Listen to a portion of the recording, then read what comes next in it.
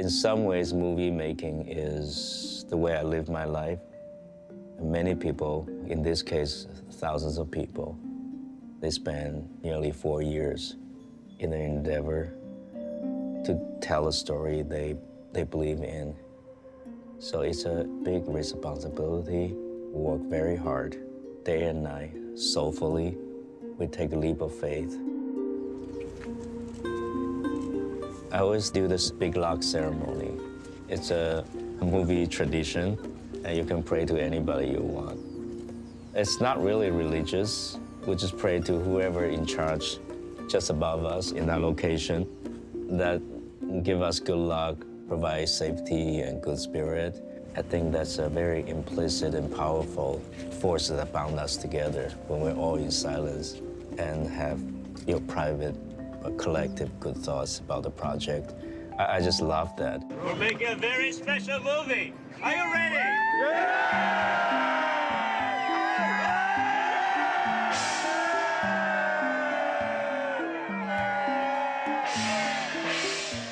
Taking 4 years to make a film is a tremendous act of faith on the part of the director, and then everyone else who signs on to that belief. You have to decide that you believe enough in this project, whatever comes, that you want to go down this road. You have to believe that you're going to reach the other side, just like Pi has to believe that he's going to get over that ocean, or you're never going to get there. My name is Pai Patel. I am on a lifeboat alone with the tiger. Aang is such a passionate filmmaker. He puts himself on the line with every movie. And the fact that the studio went out on the line for a book about a young man from India lost at sea with a tiger says a lot about their passion as well. It's a new movie, so it's got to be different from everything else I've done. But I've never adventured so much. We got kids, animal, water, 3D, all the most difficult part in filmmaking.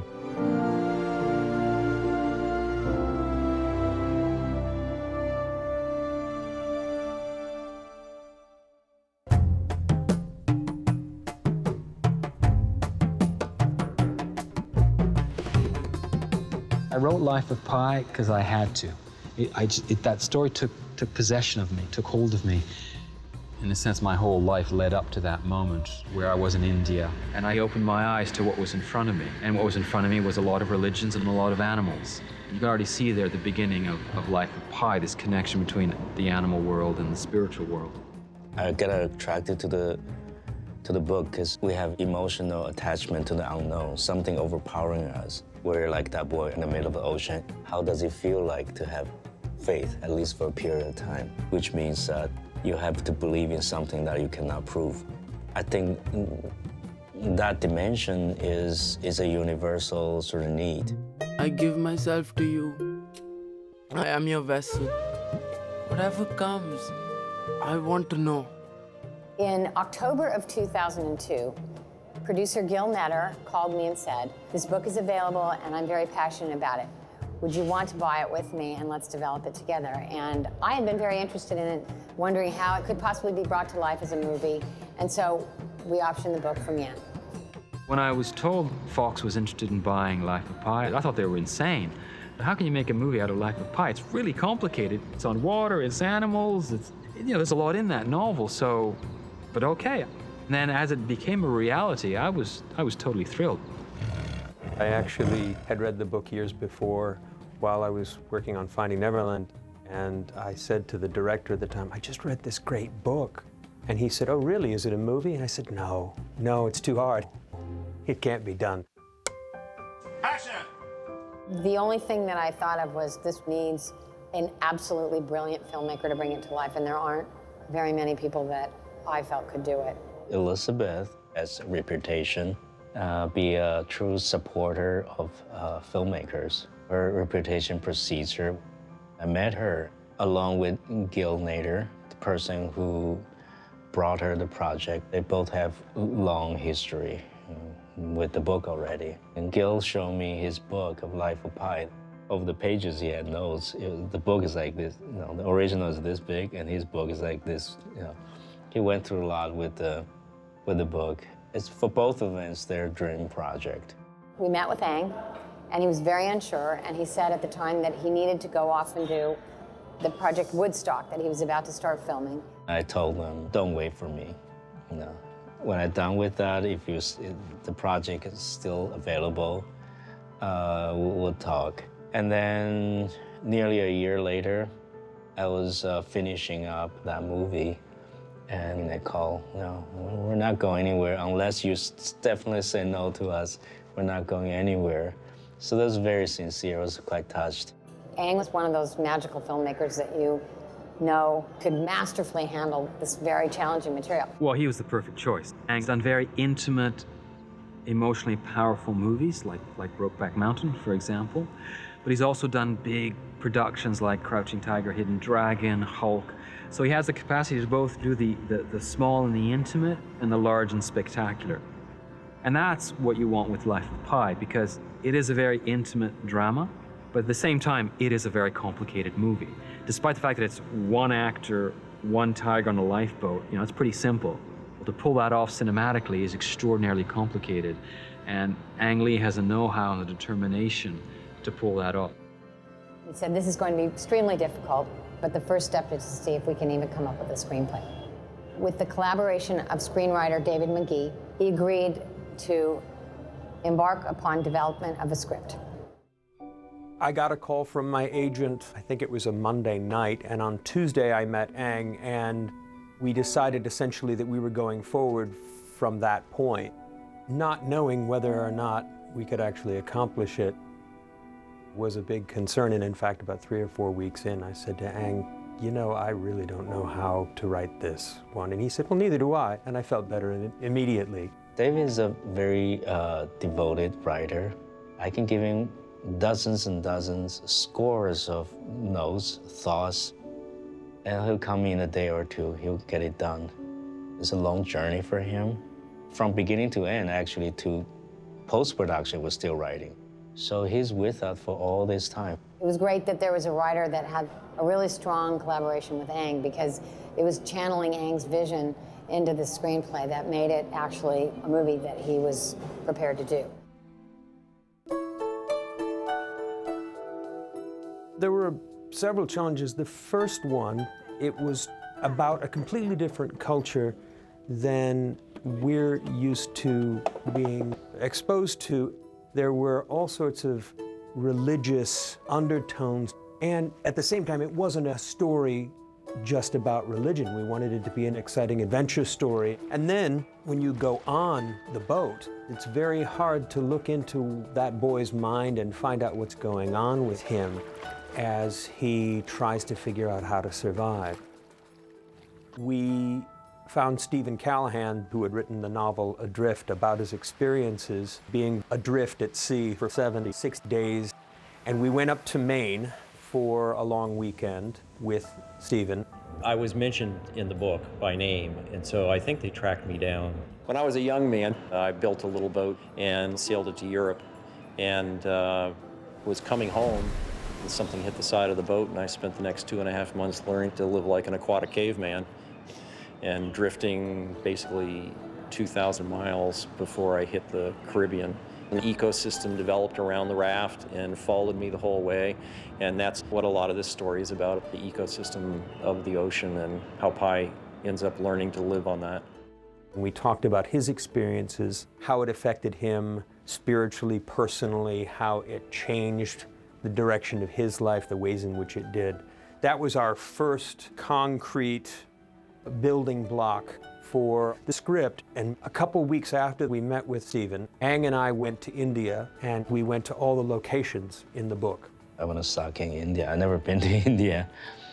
So I did traveling and visited Pondicherry and Munnar, which is where the story happens. We were still trying to find the right way to open the story, find the voice of the story, because the tone of it was very important. And it was somewhere in the second week of that we clicked on the older Pi's way of speaking, his rhythm, and I started writing those first pages. The way of karma, huh? The way of God. That's quite a story. You cannot translate a 320-page novel into a 2-hour 110-page screenplay. Something is lost, but something else is brought in. That's the magic of cinema. And it's also just a thrill to see how they're going to do it. You know, how are you going to translate having a tiger on a lifeboat? How do you do that visually? The story itself is a challenging one to tell as a small story. You have to have tigers, you have to have boats, you have to have trips to India. It's, by definition, a big film. Aang and the studio from a very early stage knew they were going to treat it like a big spectacle, which was the way to bring it to the screen. I don't have many people start from day one with me, you know, a few. And Tim, our editor, is one of them. When I do such big undertake, he's not merely editor. He's part of a very important part of filmmaking, technically, visual effects, sound, everything. Well, the first conversation we had was when he told me, and I was pretty skeptical. At that time, no one had done CG tigers on a level that would be acceptable for this movie. And then also thematically, it's challenging material. It's a book about ideas, which often it's hard to make that cinematic. The process of getting it greenlit is a voyage by itself with many chapters. I did different presentations for the studio. The first one, everybody, especially movie at this scale, a movie that's visually, people use concept artists. I just thought for this movie, other than professional concept artists, I want to use some inspirational artwork. So artist Alex Rockman came to my mind due to the introduction of my friend John Castelli. So I described some moments I see and just asked him to do a watercolor for us.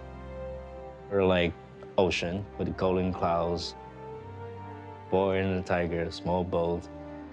I ordered, I think, 6 to 10 pieces of artwork, and he did them, great artwork, so we framed them in the studio's presentation. They're impressive. They just show the studio, we're doing for real. We go all the way, whatever it takes. And then after I did a tech scout in India, I showed them a lot of pictures. That's another presentation.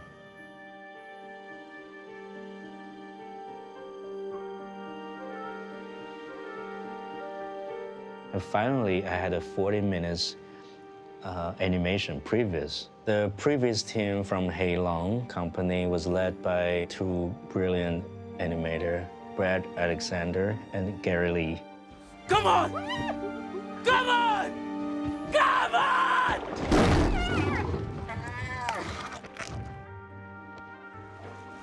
This film had a very extensive pre-production before the film was even greenlit. We did previs beforehand.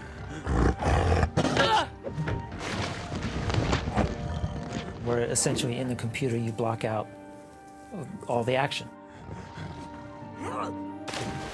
The tool of previs is actually quite time-consuming, but it's really worth the effort.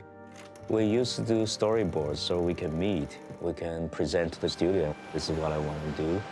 You can present to the crew and have meetings. How do we go about things? A visualized tool is good for those communications. I spent a whole year making the movie before I go ahead and make the movie. When we presented the film to Fox, we did a presentation with over an hour of previs, with music, with sound effects. It really looked like a movie.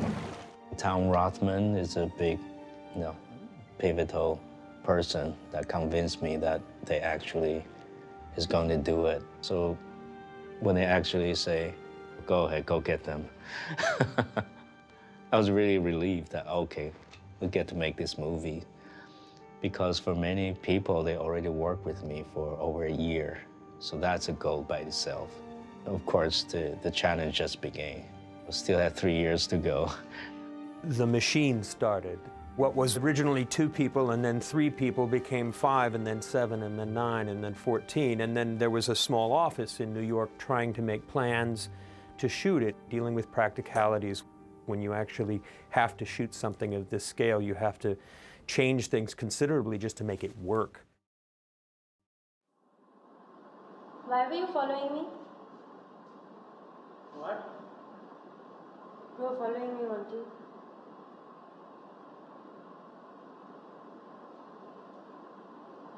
What does this mean? In the dance, you went from Pataka, which means the forest, to Samputa, which means something that's hidden, to Chatura, but at the very end, you did this. What does this mean? The biggest challenge, aside from figuring out how to make the movie, was to find Pi. Well, the movie is about growth in many ways. So I want an innocent face. We have an army of agents, went through all the high schools in major city in India, and we found Suraj. It took about 4 to 5 months of, looking everywhere, and Suraj's reading was, one of many. One day they were auditioning in Delhi for Life of Pi, and my brother, we didn't know which movie it is, we just knew there was auditions going on, it was big. And my brother went and auditioned for it. His brother was too young, didn't get into the first round, and the casting director, what about you? Come here, take over. That's how he got our attention. As a joke, I went, okay, I'll go do this. So I went and gave the auditions, and somehow I got chosen into the second round. He had never acted before, and out of the 3,000, 4,000 that I saw, rarely have I seen such natural talent as Suraj. Personally, I was going through a little bit of a mess-up moment, and I didn't really want to be where I was, and I was totally like, I need to get somewhere. As I progressed through the stages, it turned from a joke to the most important thing in my life. And when I got to the 4th round, I thought, wow. When I met Ang for the first time in Bombay, I was really excited and extremely nervous. I couldn't say anything. I was just standing there like, And then he started talking to me. I think there was a strong bond that we formed. I had him do the second story, which is a 5-minute monologue. I asked him to treat it like a real story. No, the mother, he's talking about his own mother.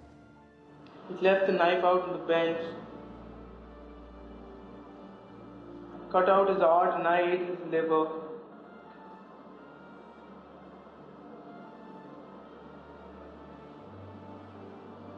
I was all alone, drifting across the Pacific, and I survived. I just imagine that's really happened to you. To me, the biggest talent in acting is be able to exist in the situation that is given.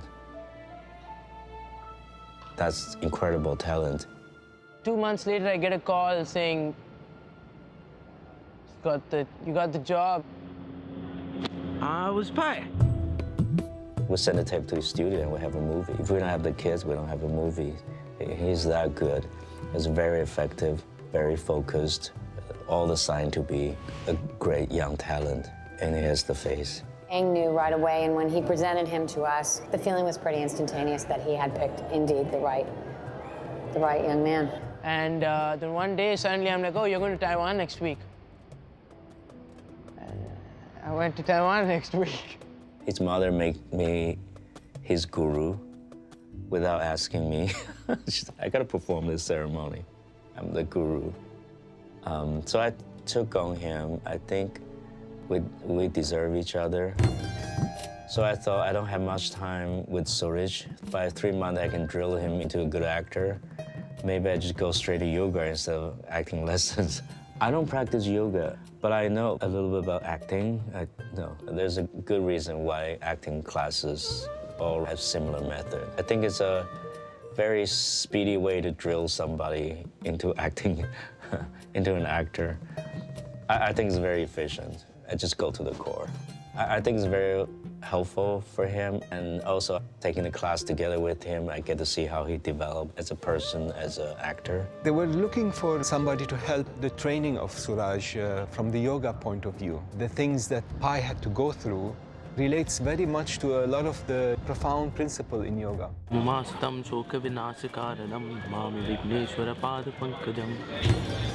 more you get in tune with your body, the more you can do. The quality that was most important for me to bring up in him is to get him wholehearted in it. When he's wholehearted in it, his level of endurance is tremendous. He will not give up. He is more confident and ready to face the day from morning till evening.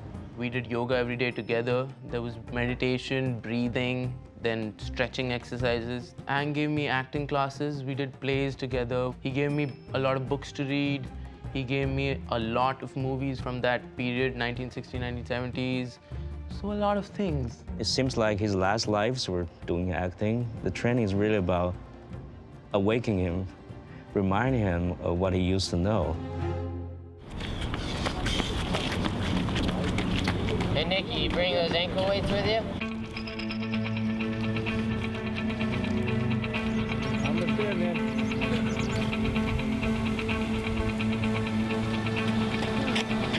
Yeah, Rocky.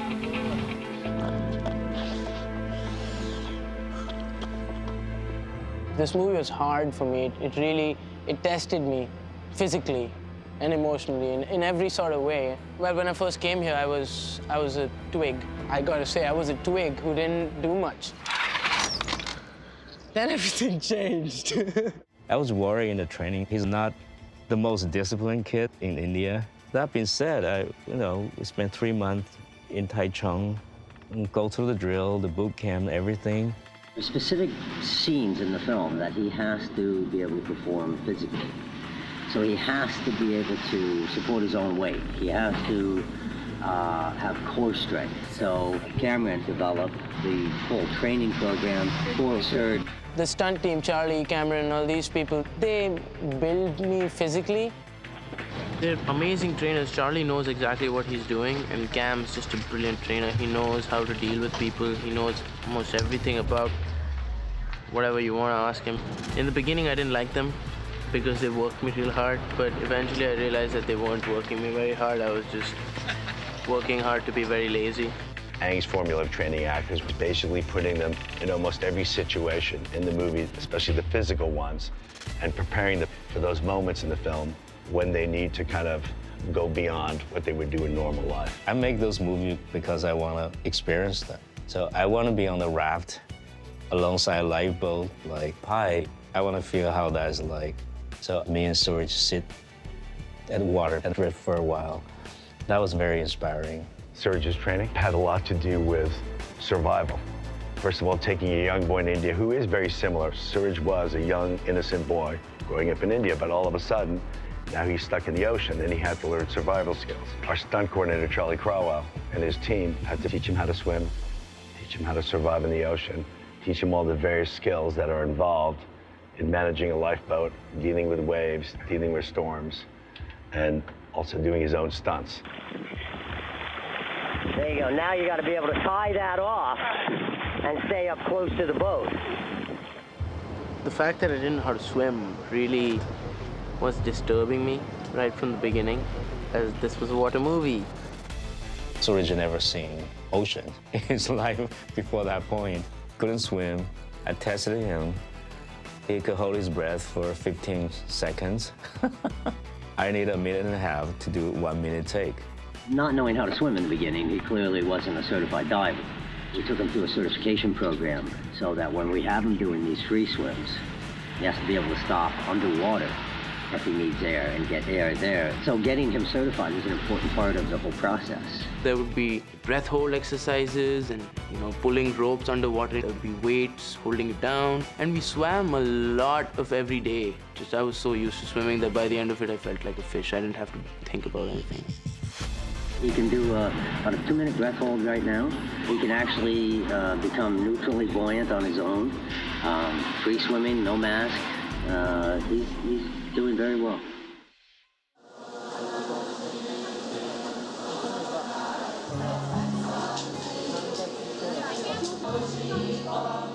This decision to make the movie in Taiwan was a really tough decision for me because everything would be on me. About 2 years ago, I went to where we're shooting the abandoned airport, and I just realized this is where I should be making the movie. Think about it. The book says 4 days out of Manila, the boat sank. So it's just east of Taiwan. And Taiwan is like this big floating island to me. It's my homeland, so it's homecoming, but at the same time, it really fits adrift. And weather-wise, this is the closest to what I experienced on land. Taiwan never hosts movie this size, but I know they're doing it for me, for the love of movie making. Eventually, I realized that scary idea I think is crazy is actually the only realistic chance we have of making this movie. And the support of Taiwan as a whole society, not just the filmmakers, was really heartwarming. We took over abandoned airport. We converted the hangars to be 4 big shooting stages. We took over the terminal and make it our office and all the facilities. We built an indoors pool for underwater shooting. Then we built an outdoor, that big wave tank. I went over while they were building things, and they had carved a hole to build a wave tank in the middle of the runway. Rick Higg is our marine expert / coordinator. He's one of the major water guy in the business. I think even for him, this is something he never done before. We've built the largest wave-making tank for film production so far. 1.7 million gallon tank in the middle of Taiwan on an airport right off of the runway. He told me every day he has to stay there, look at the wave tank for a while, just soak it in. When we get the green light, we had 4 months from design to working. Usually something like that would take a year. So it was all hands on deck. This was an open to the sky tank. 4 walls with the west wall movable so that we could take advantage of sunlight. I don't know the exact measurements, obviously, but the tank was huge. Wave tank is 9 feet deep, 100 feet wide, and 300 feet long. It's making the movie happen.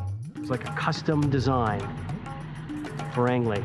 And as we were building it, continued to modify it.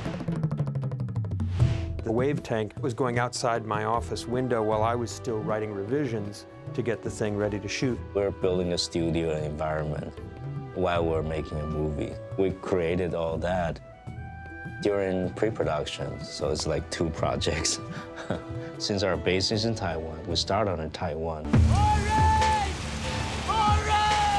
I felt like I was on a ship that's sinking. It was one of the first things we shot. Everything was going crazy. The ship is moving, you're sliding all over the place. You hear action because of this blowhorn. It was real. That portion, we were training for that for a long time. I had to hold my breath for 1.5 minutes and act emotionally. That was one of the hardest things to shoot. So we shot in Taiwan for 2 weeks. Then we moved to India. India, it turns out to be the easiest part of filmmaking. It's like a breeze. Being in India, we found such incredible natural and organic inspiration for this film. There are places in India, particularly Pondicherry, you can drop camera anywhere, it will look special. India is an amazing place. There's these tea fields that we shot in Munnar. It looks like heads of cauliflower. And they just have this kind of great kind of pillowy look over the mountains. There was this one scene, it was a celebration of putting Vishnu in the water. And Ang said to just put tons of candles. So the art department got, I think, over 120,000 candles. And we had just people lighting like crazy. We flooded the whole pool, and that's mainly what's lighting that whole scene at night. And it's stunning. I mean, there were producers lighting candles, their assistants and everyone, me, I was there with candles and trying to get them all. And everyone's just, because everyone got excited about, let's do this, let's get all these things lit. You're in that moment, you're gonna go like, wow, look what we did. That really solidified our production crew. Then we went back to Taiwan and do the rest of the movie. Of course, the biggest part is to part the oceans. So by that time, the chemistry of the team is already picked up. So we're strong enough to take on the big job. One of the challenges early on in the movie is we realized that we would have to shoot the movie somewhat in chronology, because what happens over the course of 223 days is that Pi loses weight. In the very beginning, Cameron started developing lean muscle. Once he had developed kind of a good base of muscle, he then put fat over the top of that muscle. So it kind of just fluffed him out a bit. Weight gain was brilliant. I loved it. I got to eat whatever I wanted to. It was perfect. Those were good days pre-production. As he takes the fat off of him, he's left with muscle in the end. So the appearance is that he has lost all of this weight because of the hunger, when in reality, he's in better shape now because of the muscle. The weight loss visually gives you the sense of survival, and I think it also helps the actor. It helps him relate in his performance to a lot of the survival challenges that he would have had he been on the ocean for real. Every shooting day, just 5.5 months, is training day. And that's what's been so tricky about this. A very limited amount of time while we're shooting, he's our only actor. We literally, we do everything we can. We beg, borrow, and steal for time with him. And the last 3 months, we shoot nothing but him. The goal in the movie was to create a realistic journey for the boy and the tiger, and we started researching who would be the best tiger trainer in the motion picture business. And when we met with Thierry, Ang went into depth about tiger behavior.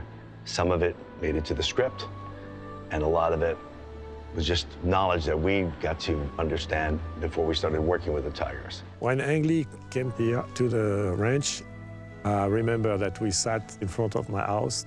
It's the first time I had such a conversation with a director. It never happened before, because it had nothing to do with the movie itself. It had nothing to do, especially with the tiger himself. We talked much more about the general story, the feeling, what it means, what it doesn't mean, what you feel. So even script, I should give Terry credit, because in writing the script, I learned a lot from him. Trainer never something to say about the script, or do you think this scene is realistic, or do you think there is something wrong in the scene? This never happened to me before. It happened only now with Ang Lee. What I learned from Terry, particularly useful for doing this project, is actually about faith. Ang Lee asked me if I believe in God. And after a long talk about God and religion, he asked me, why do I do this job? Why do I work with tiger, lion, leopard? Why do I do this? In training animals, there is a spiritual part. It's teaching something to an animal. And when you teach something to an animal, in fact, you teach to him a language. And for a short period of time, you and the animal speak the same language. You cannot learn their language. You have to teach them a language which is common to you and them. Before, this animal was danger for you. And now you have communication, and there is nothing material in that. So it makes you think to other things, not material, spiritual. I have to give Terry that credit. He's not just a tiger trainer. I think spiritually, it taught me what it's like to have a relationship with a predator. Man's relationship with the tiger in that situation like Pi is going through, that's really valuable, not only in the shooting, but animating the tiger. I think it's very helpful too. Ang decided early on the importance of having a real tiger working with us in order to inform the digital tiger. I showed him 7 tigers which could do that job. And he chose very quickly one tiger. The key tiger is a 7-year-old, 450-pound, gorgeous animal. His name is King.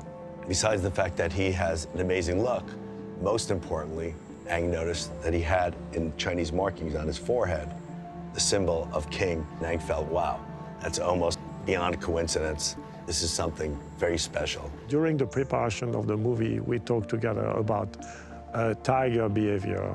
Is this behavior on the boat is realistic? And he rewrite certain scene of the movie according to what I suggest. It's not just having animal do what we want them to do. You want to learn from their behavior, what animal is about. The great thing about having the tigers on the movie for 12 weeks, it gave us many opportunities to capture great references that will be used by the animators to create a perfect match for live-action Richard Parker and the digital Richard Parker. There are 23 real tiger shots in the film. Everything else is CG tigers. So our animals had to look absolutely positively real at a level that nobody had ever done before. And I don't know if anybody really was sure that it was going to get pulled off. Rhythm and Hughes seemed an obvious choice because of their experience with animals. The question was, could they make a realistic CG tiger?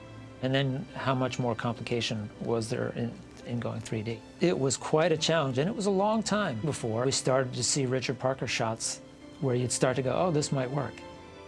There was a really great moment during shooting. We had been working on the tiger model for about 6 months at the time. We put together a little side-by-side showing the real tiger and the CG one. And I took that to Ang, and he looked at it and said, "Is that King?" And I said, "Yes, it is, but that's not the real King." It was that moment that I knew that we were going to be able to pull this off. It was great to see the relief in his face, too, that he knew that this movie was going to be what he had imagined. So it's a big job. We work together very closely, and they're building the model of those animals while we're shooting. It takes, I don't know, 9 months to build that tiger, the physicality of that tiger. And then after we shoot, we start the animation process, rendering real images, nitpicking every little detail.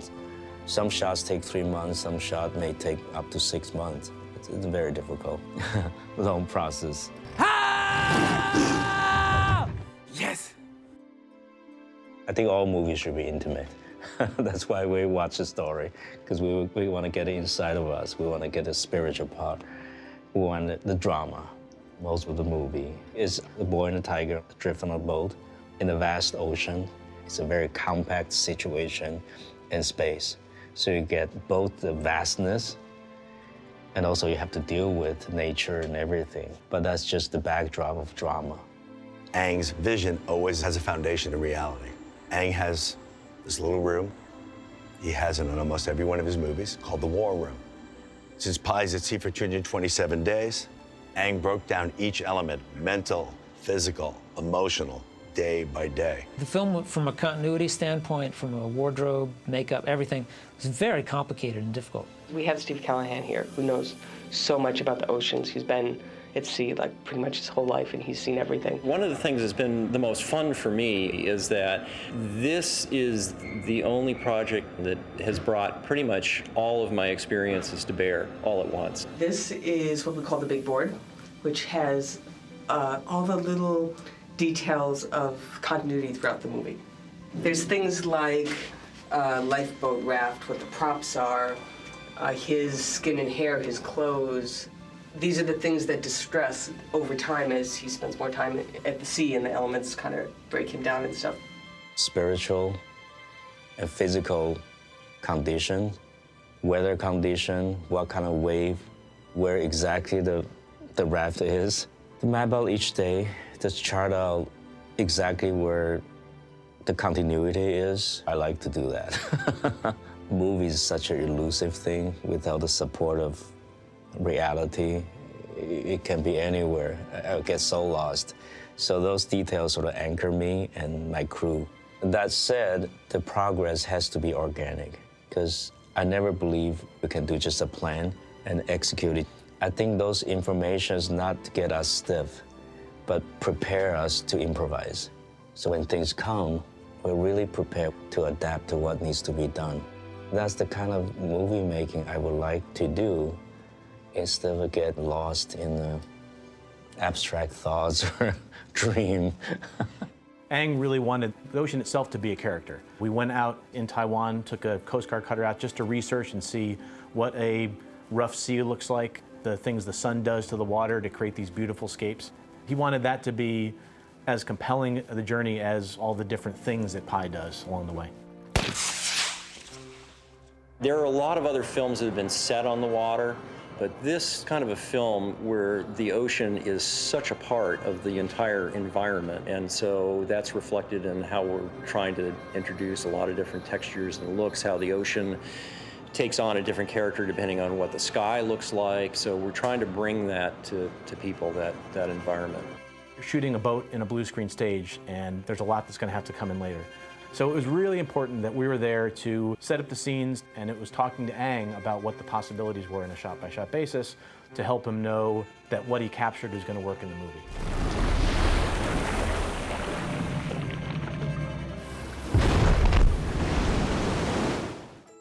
One of the challenges was the issue of filming a movie that 3/4 of it takes place in the ocean. The wave tank didn't finish building until we're in India. I wish I could finish that weeks before we start shooting and test it, learn about it. But we already started shooting for 3-4 weeks and come back from India. Then I saw the tank and I saw the wave. It was like, what did I do? This is not gonna work. Anytime in movies, when you see ocean water, you never get the sense that you're interacting with real water. Yeah, it's big waves, but it just didn't work the way I thought. Then I spent some time, like every day when I get a chance, and I always come back here and test the wave tank and see how the wave works and study the patterns. In our case, Ang wanted reality, and in the middle of the ocean, there are no waves, they're just swells. The water moves up and down. So they had to design it in such a way so it felt like you're out in the middle of the ocean. Tetrapods were put in to create a shoreline. So when the wave hits that tetrapod, all the energy gets absorbed and it doesn't bounce back against the backsplash wall and create bathtub. As soon as that tetrapod structure was in, we saw immediate change in the way the waves were, and Ang started to feel much, much better about creating the swells that he was looking for. That was sort of like, finally, we're there. It probably took another month before we actually put a boat there.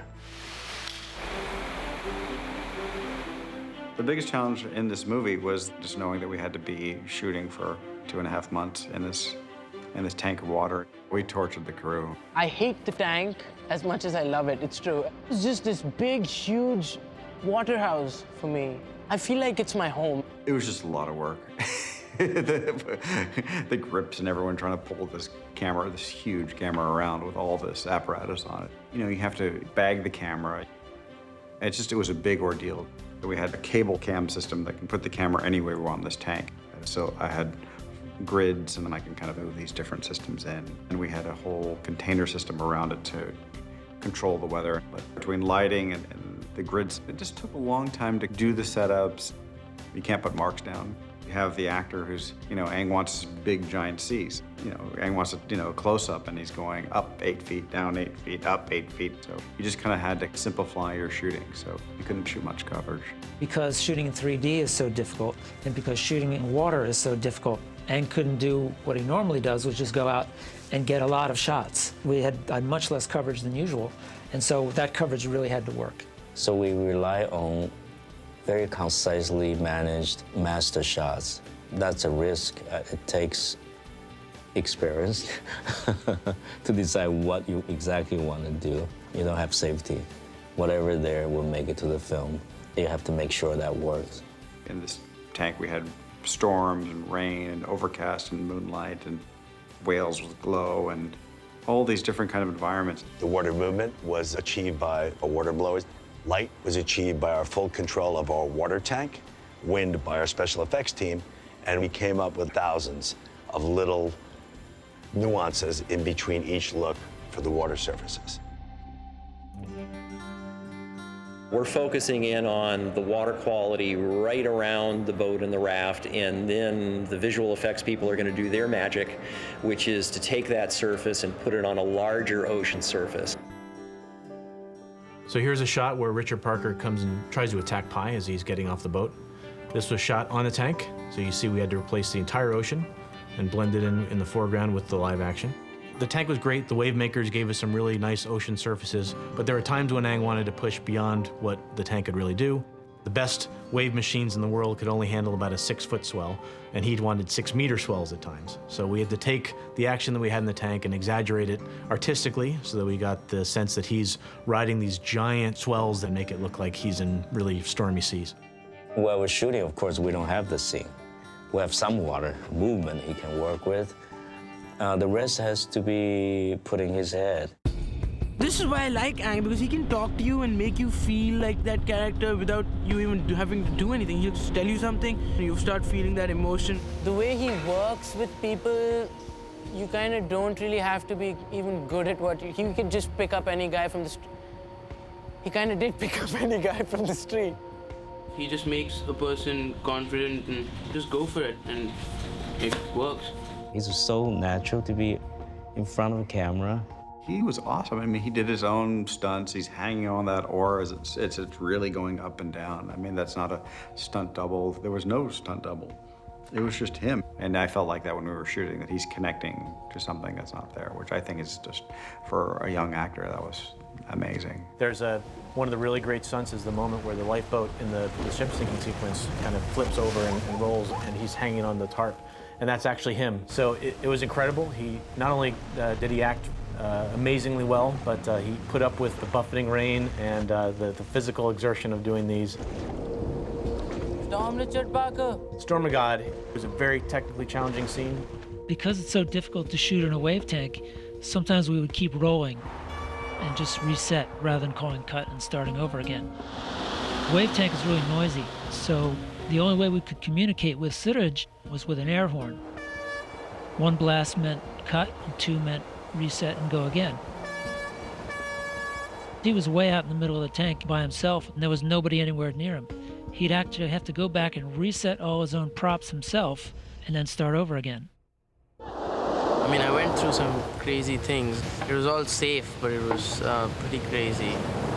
No animals were harmed on this project. Just one young Indian boy. Suraj picked up things incredibly fast. He's changed before our eyes just months ago. We couldn't swim, and now he's a qualified stuntman, I would say. He's gained a lot of confidence, and I've gained a lot of confidence in him, actually, through this whole thing.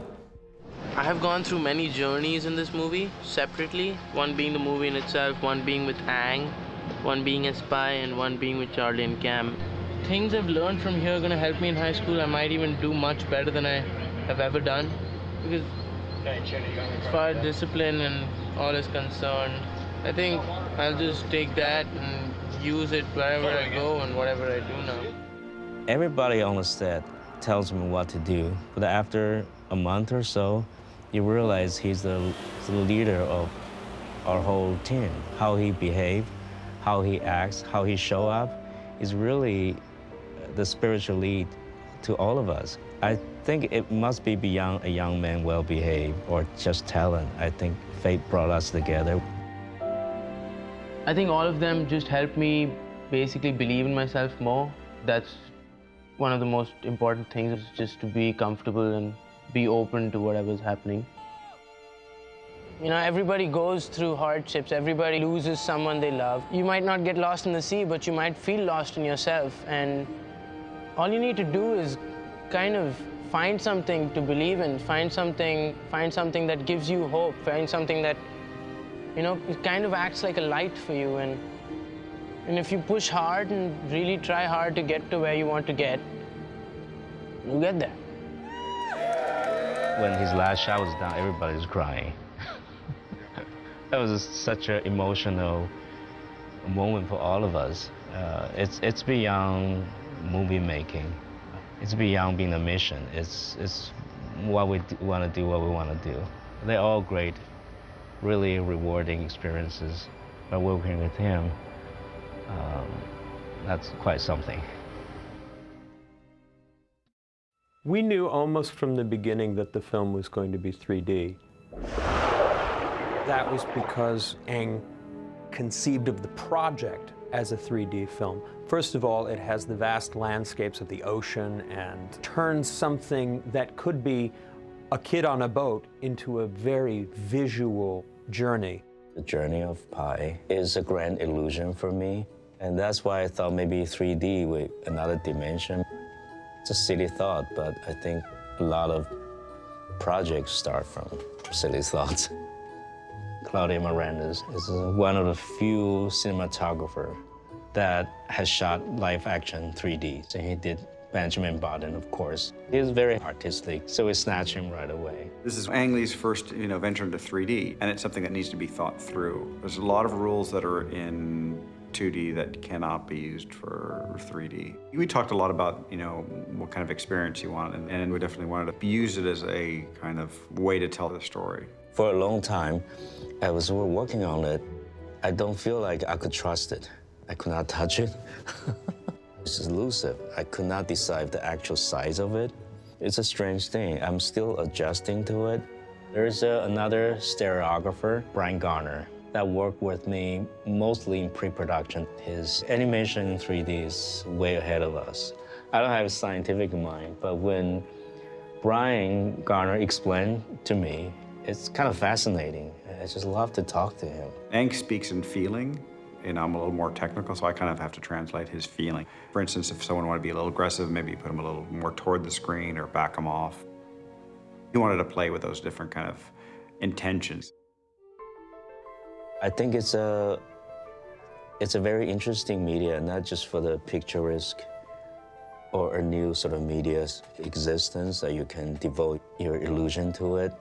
We didn't want to use 3D in any kind of gimmicky way, and I don't mean to imply that other films do. But what we wanted to do was make it an immersive experience. You think about a kid and a tiger on a boat in the middle of this vast ocean. To get a sense of that scale, the space, the scope of it all, it seemed like 3D would be potentially very interesting for what we were trying to do. He is not using the 3D medium to exaggerate. He's using it to enhance. You can tell the emotions on the people's faces and the depth, even in a very small room, in a very clear and realistic ways if you're there in front of them.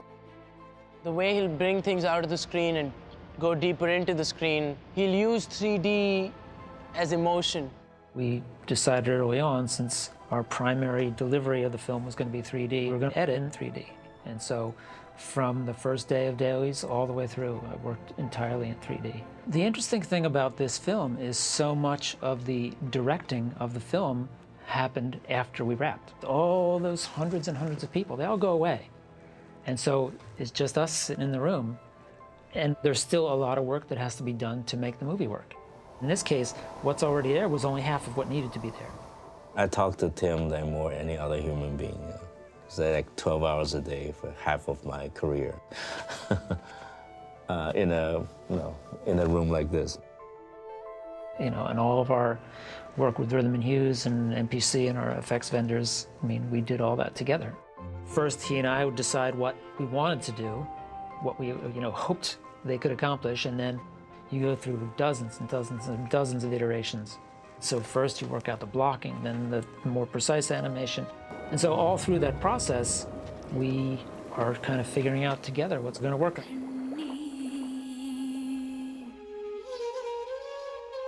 Because Life of Pi is a boy's growth, go through his spiritual journey. I think it needs very simple music. But I think it needs a linear structure to provide a guidance to how we should watch this movie. Back 5 bars where Pi climbs back on the boat. Michael is one of my favorite composer. His specialty is mixing Southeastern Asia music with orchestra music. So this is like right up his alley. I read the book when it first came out, and I remember very clearly reading it, loving it, closing it at the end, going, well, there's a book they'll never make into a movie. A few years later, getting the call from Ang saying, this is the movie I'm doing next. I remember that moment being exhilarating and terrifying. It's a long, long, long process. We start talking about it in pre-production, and he worked for a long time in the middle of the editing process. We began with Ang's concept and had long conversations about what themes Ang wanted to address with the story and how he wanted music to help that. When you're on this journey with Pi, the music has to come from his background, which is this kind of eclectic background of different influences that he was attracted to. And so the music has to kind of take all that on and bring it onto the lifeboat with him and carry on his journey, and it has to feel really effortless. That was really the challenge, to find that sweet spot between the emotional journey and the emotional arc and still get across all those other layers of resonance and meaning to the story, and yet being able to connect directly to everybody that watches the film. I think it's a beautiful, beautiful score. It's mysterious, it's emotional, and it's very simple at the same time.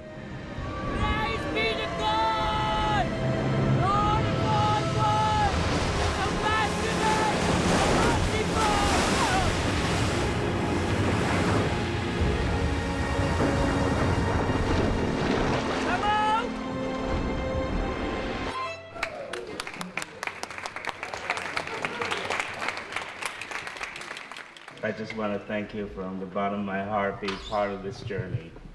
For me, this is toward the end of the 4th year. I begin to feel like that kid Pi. To open the New York Film Festival in the 50th anniversary season, I think that's a big deal for me. I just smiled the whole time I watched that film at the New York Film Festival. It's been a long journey, but it was the film that we set out to make, even though we didn't know at the beginning what the film would look like. It became the film that we wanted to see all along the way. There are times it feels like, why are we making this movie? But then, once you overcome the obstacle, you look back, it seems like there's a fate, there's a destiny, and you learn something. I think that's the first lesson I think for the reader, for the movie viewer, for me personally. The whole voyage from beginning to end, you don't know the strength of your faith until it's been tested. God knows the solution, we don't. We just manage to catch up and survive. It was Suraj's first time that he's ever seen the movie. And I mean, part of what was really exciting was just to see his joyous expression in his face. I was really nervous that I would not be able to enjoy the movie because I would see myself on screen and that would be very awkward. But half an hour in, I forgot that it was me. I watched it as Pi, and so that's good. He was blown away. I don't think he could articulate what come over him. I think making the movie certainly is a life-changing experience for him.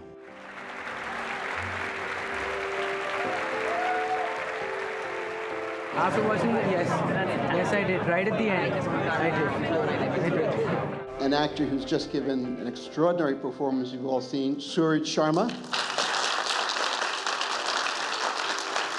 I feel like I went through a journey as well as Pi did. He gained many things, he lost many things. I gained many things, I lost many things, but I gained a lot more than I lost. Emotionally, physically, mentally, in every way, spiritually. I've learned just so many things. I know that there are so many things out there. My whole outlook to life has changed because of this. And not just because, wow, I'm acting in a movie, but I'm a lot stronger and I know that I'm capable of a lot more than I ever thought I was.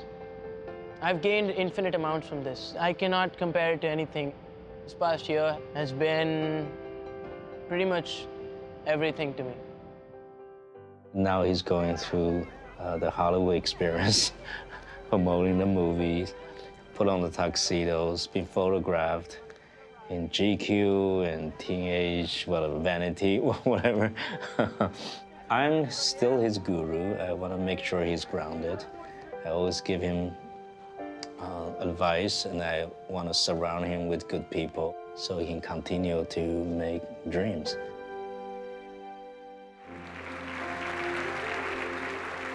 When we finally got to that first screening in front of an audience, it was absolutely wonderful.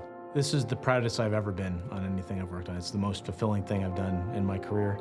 You don't often get to produce art with visual effects. A lot of that was a heavy collaboration between Ang and myself. When I see people responding well, it really feels great.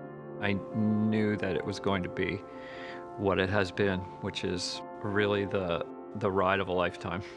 I chose the project to live my life for the past 3-4 years. I live in that illusion. We invest, believe in it. And we hope as a return, the audience invest their belief in it. It's amazing that we took this film and we went to a rundown airport and we dug a hole in the ground, and this movie's finished. I mean, that's amazing. I see movie as a way of learning about the world, about myself, and learning about my relationship with people and art. Ang is the sort of ultimate professor, or mentor, and student. He's like the student trying to master the class, at the same time as teaching you and bringing you along the way. And it's a wonderful combination, incredibly inspiring to work for a director like that. I think everybody on the film would agree, every person who works with Ang, is that because of that brings the most out of you. I think everything I learned has kind of really changed me and, you know, made me more hopeful, and I see things differently now.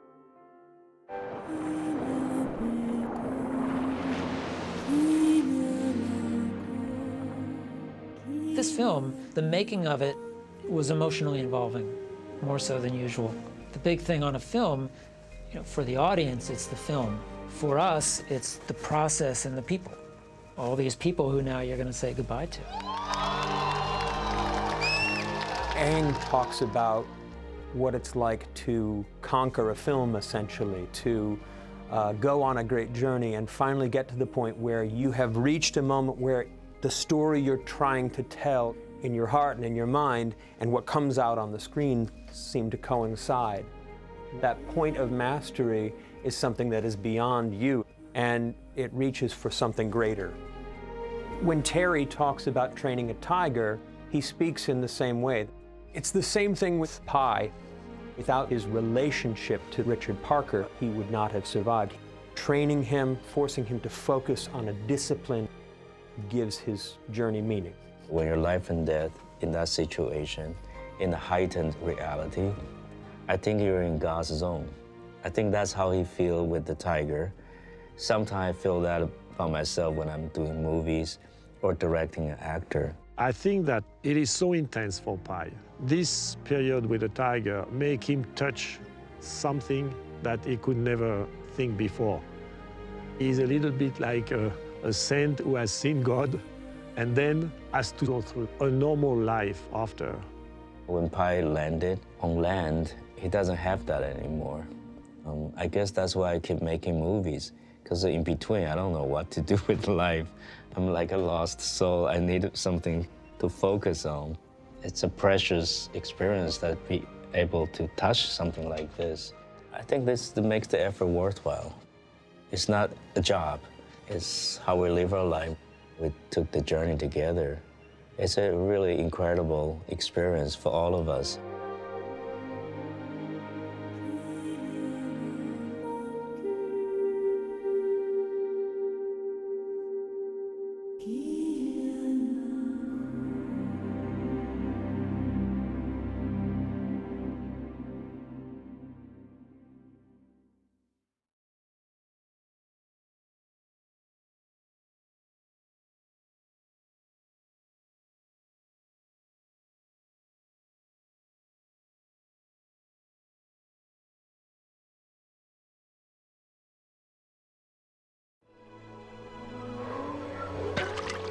One of the early meetings that we had with Ang, he came to the artists at Rhythm and Hues and he said, I want to make art with you. And that was a really resounding moment. You know, that we knew that this was something special. In visual effects, you get to blow things up, you get to make aliens and do that, but you don't always get to make art. And every decision was made with that in mind, from picking a sky for a various scene to, you know, how the waves might break. There's careful consideration in everything to make a beautiful movie.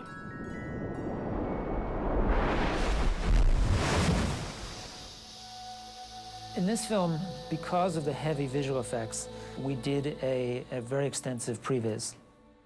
Previs is pre-visualization. It's mapping out exactly what you're going to see in the shot. It's almost like a video game version of the movie. It's the tour of a virtual set that really helped me to visualize how the movie will go. This film was shot in a water tank on a blue screen. It takes a lot of imagination when you're there to see, okay, this is going to be Pi in the middle of the Pacific Ocean and the waves are going to be huge and the Tsum Tsum is going to be in the background and that sort of thing. So previs was really key to actually block every single shot.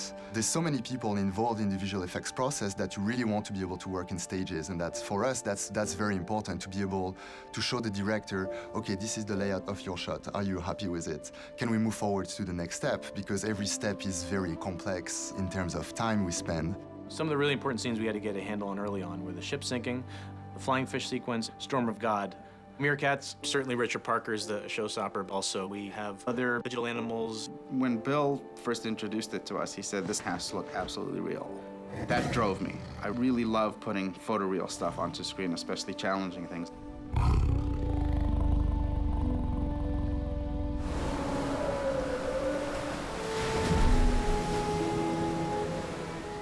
The ship sinking is really the turning point in the film. You know, we've been with Pi, seen his journey through beautiful locales in India, and understand what makes him think. But this is the moment where Life of Pi really starts its emotional journey. It's important that an action scene not be just an action scene. Audiences kind of check out on action scenes if you're not also still advancing your characters and story and moving ahead emotionally. You know, the shipwreck sequence, it was very complicated. Big production number. The freighter itself, it was on a gigantic gimbal, the biggest gimbal in the world. It turns out it won't carry that weight. It's like a joke underneath.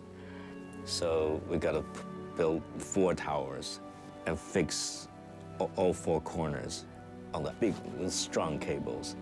It was still 80,000 pounds, and it had to move around, and it was a real thing with wind blowing, rain, and it was actually shot on day 2.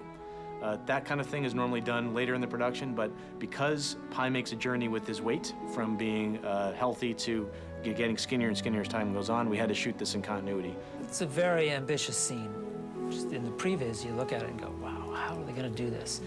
The shot where the zebra jumps into the boat, we did have the lower deck of the Simsum, and we had the lifeboat hanging off a pulley on the side, but there's no ocean, there's no zebra. In fact, the entire deck that the zebra jumps off is added in after the fact.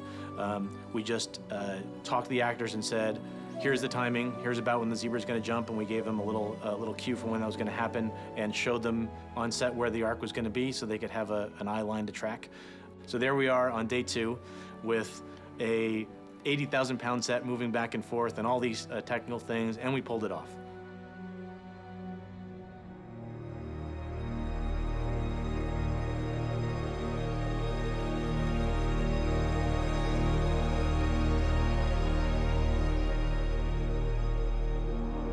Rhythm and Hues created most of the calmer moments and the medium-level scenes. MPC did the stormy sequences. So MPC did a great job of taking the lifeboat from the photography and animating an ocean, making these huge waves that are moving up and down and tossing Pi about.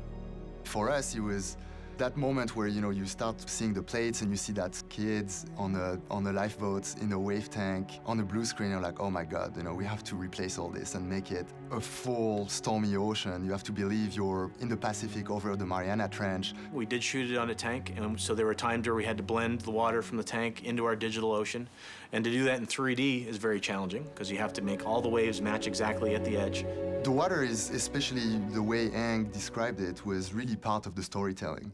If you want a wave to crash on a very specific frames to work with a dialogue, you know, you need to be able to control that very specifically. We came up with the idea of simulating a very thin sheet of water over the main ocean surface, where we wouldn't simulate all the depth of the water. We would simulate probably around 2 or 3 meters of water in depth, which was just enough to get water cascading and wave cresting, enough to generate all the spray. We actually worked on a shot that is called TS-270, and it took us 2 years from the original design to the day we finalized the shot completely. This was actually the shot where we tested our ocean technology and research and development. We did like thousands of versions of this shot to really get to the minute details of everything. So it was our development shot. That's why, you know, it probably took that long. But yeah, I think it's a record. I've never worked on one shot for that long, for sure. Just the storm, just everything around you makes you feel like you're in it. You're not really acting, you're kind of living it. Suraj, he was very inspirational because he was really, you know, selling a lot of the intensity of the sequence. We were trying to connect a lot of what we were doing to his acting or to his reactions. So sometimes he would just grab the lifeboat, or he would have a reaction and turn his head, and we would just try to time waves hitting the lifeboat, or seeing something in the background and seeing the Tsum Tsum listing a bit more than in the previous shot, or that sort of thing. So it was really a great performance for us to work on top of. Ang shot this, unlike most action films, with really long takes because he wanted you to really appreciate what Pai was experiencing at a given time. It is scary because you actually have time to see everything. You have time to see Pai's performance. You have time to see that ship sinking and all those giant waves, and that's what makes this sequence really phenomenal. It's not just technical gymnastics. I think there's an emotional impact to it too. It's awesome to see something that you've pictured in your head that is technically challenging, and you're still wondering how you're going to pull it off. And it not only works, but it's beautiful. The moment when Pai's sitting and looking at the boat underwater, it still gives me chills, and I've looked at it 150 times.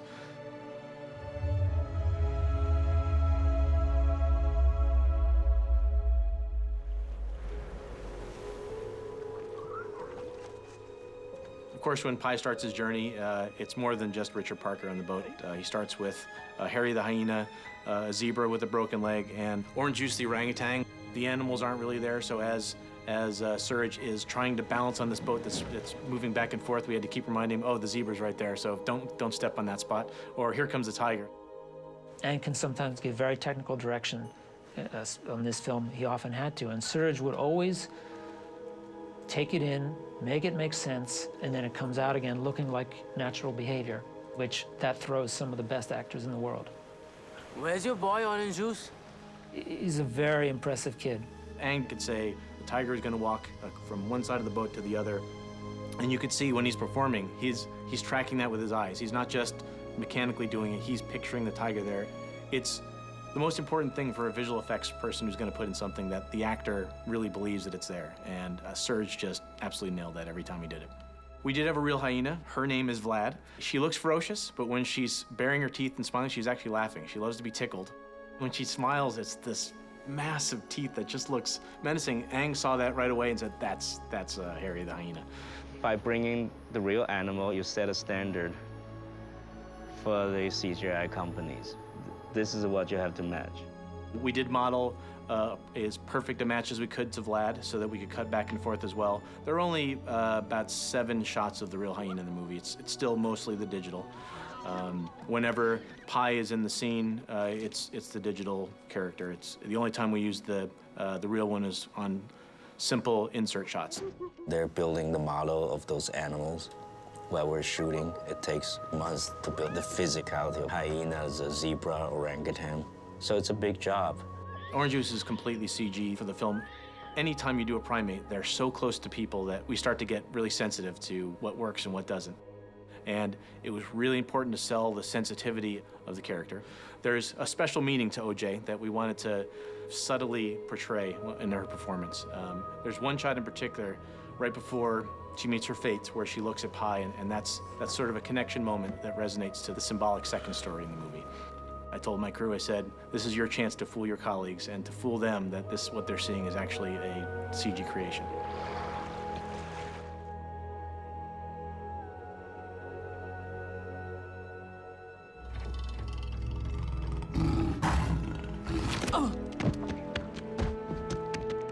The flying fish sequence has got to be one of my favorite scenes in the movie. On set, you think about all these high-tech things. You got a wave tank with pre-programmed waves, and you have this special stereo camera. But when it comes to flying fish interaction, it's a bunch of guys on a raft standing by with rubber fish, just chucking them at our actor. In the fish flying scene, he also has to fight the tiger, and a couple blue men down there fighting with him.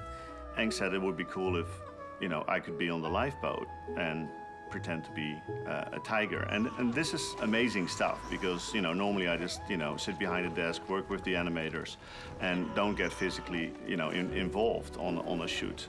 Being on set, being in the presence of the real tigers and providing some of the physicality for Pai, for Suraj to act against, feeling those forces and then being able to communicate that back to the animators here at R&H was an incredible experience. Once we're back in Los Angeles and we're working on these shots, it was just fun to kind of You know, had these fish bouncing off of the tiger, and the way the tiger reacts to certain things was fun to lay out. And there's this piece of software called Massive that we use, which every fish was given a little brain to decide where he's gonna fly, you know, if he's gonna veer off to the left to avoid something, or if he's gonna dive back in the water. And they're, you know, each fish is programmed, and then we just kind of say go. And a lot of times you get what you get. Sometimes there's weirdos that kind of just go straight up, but it produces some fun moments. We had to simulate them at 120 frames per second because the distance that they traveled through, we wanted them to hit the boat and fall down if they hit the boat. But because they're going so fast, they would actually start at the beginning 1 frame here and end past the boat and end up just flying right through the boat. Actually, you might not notice that I cropped the frames, so it's a wide screen. So I have that extra black on there so I can put fish really outside in front of the black that feels extra outside of the screen. So that was great fun. Our Massive team says that this is probably the most difficult task that they've had on the job ever. There were a lot of them, and they had to interact with water surfaces. I mean, these guys fly on the surface of the wave, and those waves are done in a different package. All of that stuff just comes right together, and with Massive and animation and the water simulation just pulls it all together. It's a memorable scene. People don't go to movies to see something ordinary. And the question there was just how extraordinary to make it.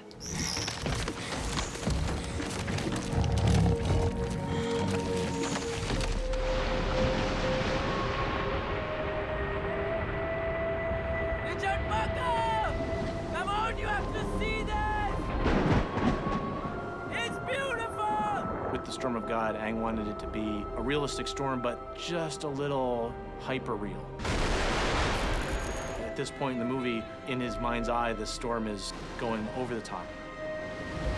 This is the biggest thing Pi has ever seen, so we take waves and blow the wind just a little harder, make the clouds a little more fantastic than the real thing. Without taking you out, but just adding the art component to the technical visual effects.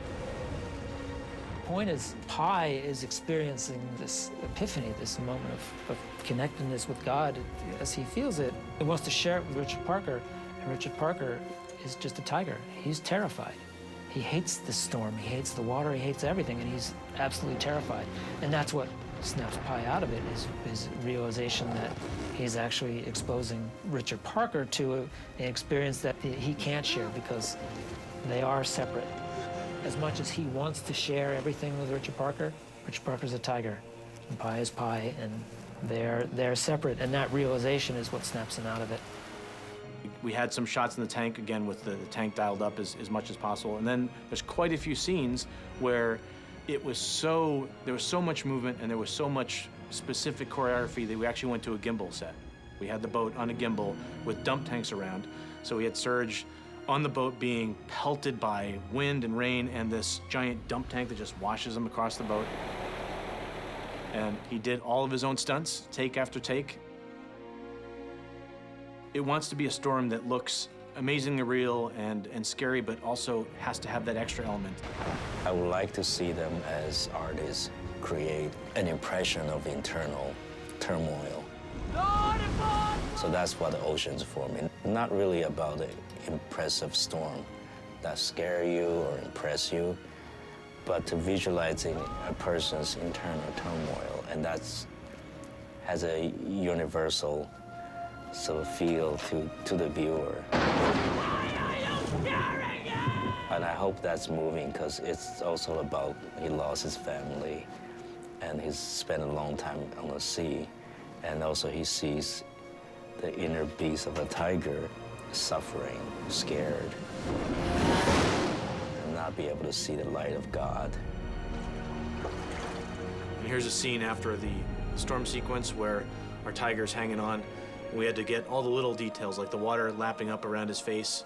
We put little water simulations that have the water come up and over his legs, and his paw in the water actually gets pushed around by the water in the tank.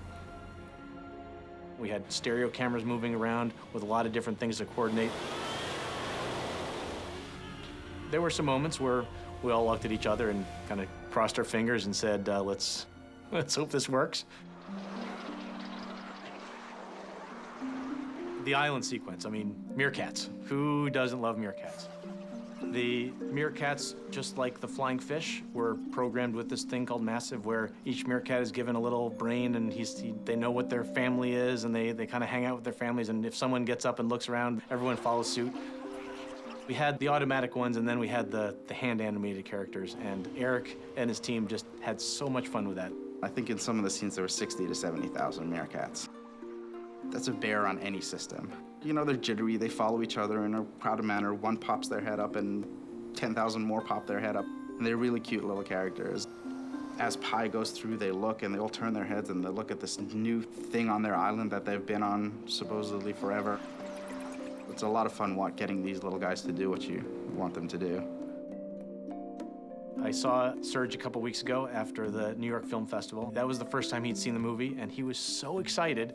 And the thing he was most excited about was meerkats. He says, I'm sitting there in the tree and I'm just waving around at air, and now there's meerkats all over me. I love it. It was really cool.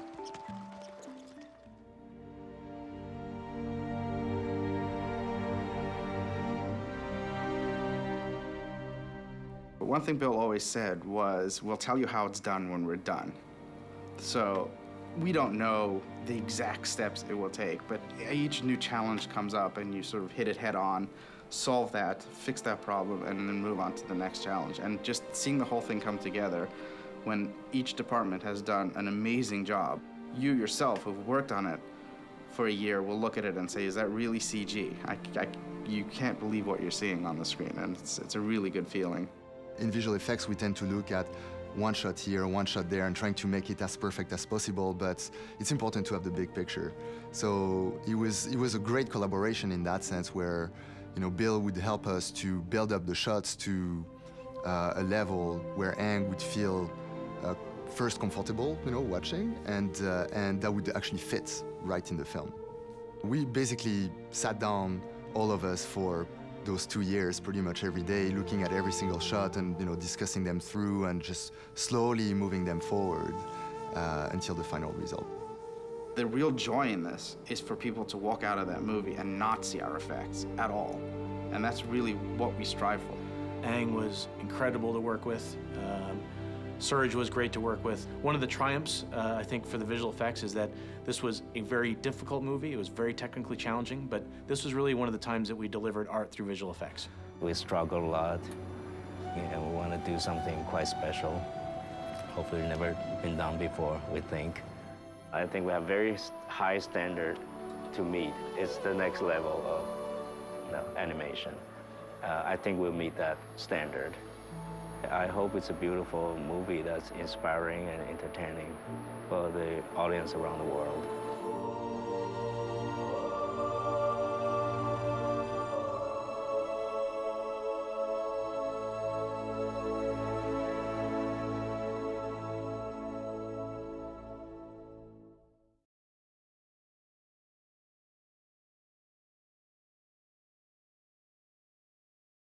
I can't risk my life every time I have to climb onto the boat for supplies.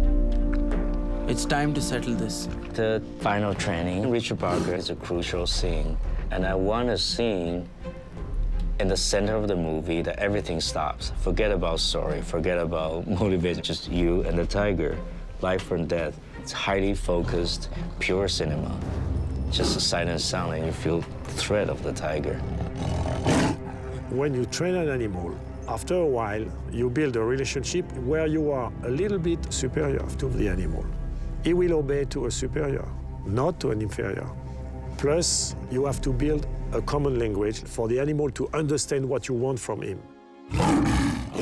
No! And these two things, you have to do them together. Good. In that scene, there are 3 different real tigers plus CG tigers. That really set the bar very high for Rhythm and Hughes, that they had to actually have shots that we could incorporate into a scene with real tigers. You could cut from a real tiger to Pi to a CG tiger to Pi to a real tiger, and it had to work. So the pressure was on. The main challenge was just getting the two to look the same as we were cutting between the two. We had to make sure that people really believed that he was on that boat with Pi. It's the first time that I do a movie where there is a big part for the tiger, but a very big part also for a CGI tiger. It's kind of a scary thing. It's pretty much putting the cards on the table to have a real tiger that you're cutting back to back. But it was something I knew was really important because it was what was going to make the bar as high as we possibly could make it. We talked at length with Terry Leportier, who's the tiger trainer, about how would someone go about taming a tiger in the middle of the Pacific Ocean. And what Ang did is have Terry basically act out the scene with the real tiger. What the kid have to do in the movie with a tiger, I had to do it in reality. You build your position, but you never a dominant absolute king. I would say it's like a well-understood relationship with a father. A father is authority, but is also protection. I am a little bit of a superior. I give you order, but I can protect you. And in fact, if he threats you, you have to know if this is a threat that you have to counter-threat, or if it is a threat that you have to avoid the confrontation. Because if you decide to avoid a confrontation and it was a threat that you had to counter, then you lose a big point in front of the animal. If you face this threat because you think this is a threat that I have to face, I have to counterattack, and it was wrong, you're dead.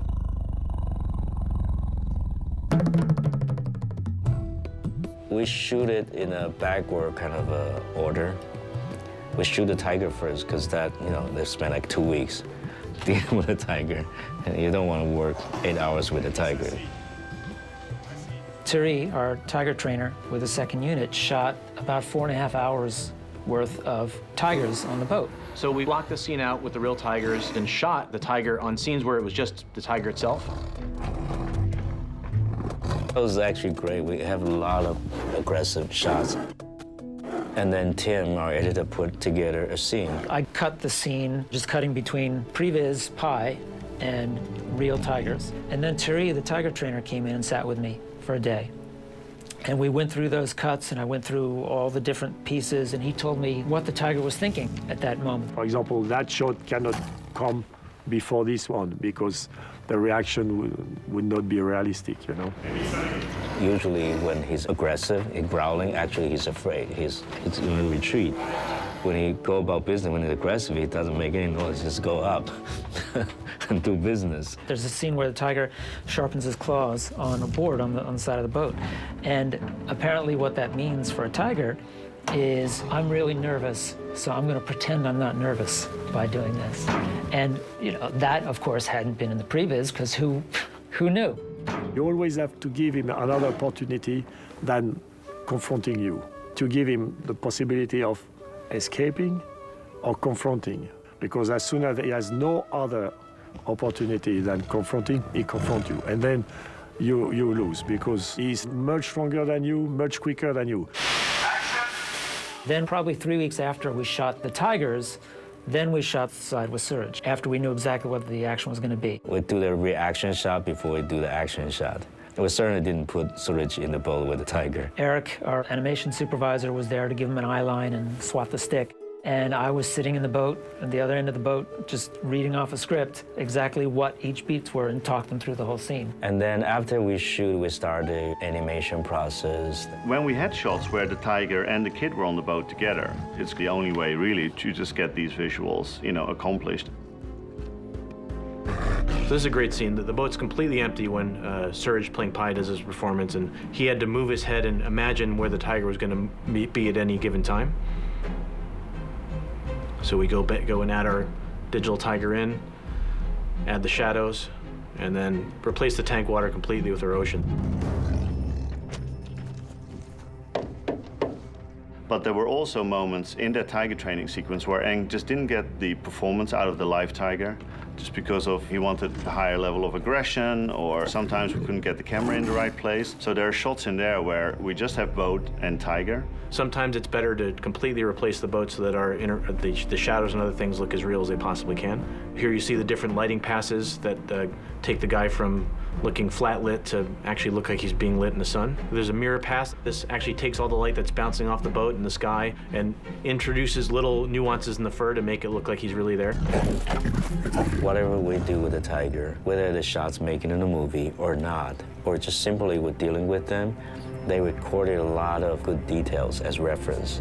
That's very helpful for their animation. So much of having a tiger look right, I mean, it's, of course, you have to get the fur and the light and the reflections right, but you also have to get the movement right. The way you sell someone's weight is often by just the little actions that the toes make. You see the claw come out at certain times, and you sense the balancing that's going on. Looking at the tigers on set and all the reference that we had, I realized that a lot of the selling and believability of the tiger and Richard Parker would come from the paws. So we spent a lot of time on getting those right. The way that the nails protract and retract, the amount of fur and the blacker fur that shows from inside of the nails when they come out. Whereas in the past, the paws, they always suffered at the expense of the eyes and ear controls and more in-your-face stuff.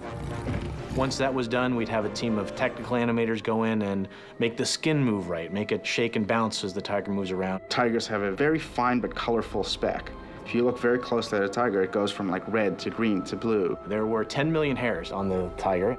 They had to be colored the right way, they had to be combed with the right amount of curl. All these little details had to get put in there to make Richard Parker look like the real tiger. And we kept doing that over a period of a year, and that's what really drove us to deliver the level that we have today, which I think is one of the best digital animals that I've seen produced. They had to do an incredible level of detail in their simulations. What I saw, sometimes I'm not quite totally sure that it is a real tiger or the CGI tiger acting. It's very difficult to say, even for me. It's a great resource of our research and learning process. What makes a tiger's character? The beauty of a CG is that you can create a character with a lot of respect of what tiger really is. So the real animal taught us a lot. Come on!